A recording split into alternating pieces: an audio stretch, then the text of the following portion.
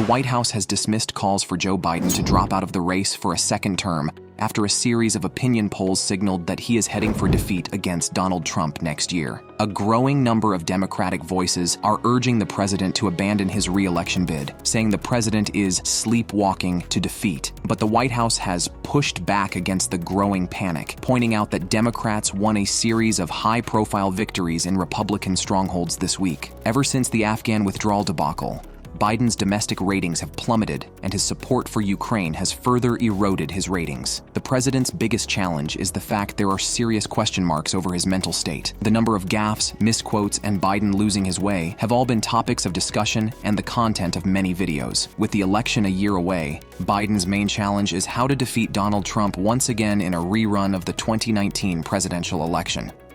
Saudi Arabia hosted an extraordinary summit bringing together countries from the Islamic and Arab world to discuss the worsening situation in Gaza. Saudi Arabia was initially scheduled to host two summits, one of the Organization of Islamic Cooperation and one of the Arab League, but the joint summit emerged as a replacement after Saudi consulted with members of both large organizations. The summit agreed on a number of clauses, from freezing Arab diplomatic, economic, security and military relations with Israel to threatening to use oil and Arab economic capabilities to pressure to stop the aggression. Iranian President Ebrahim Raisi and Syria's Bashar al-Assad were also in attendance, but the Deputy Secretary General of the Palestinian Islamic Jihad said the group did not expect anything to come from the meeting and criticized leaders for taking so long to host talks on the matter. "We are not placing our hopes on such meetings, for we have seen their results over many years. The fact that this conference will be held after 35 days of war is an indication of its outcomes, with many in the region calling for intervention and calling for the region's armies to take action." The summit seems to have been more for cooling things down than taking any firm action.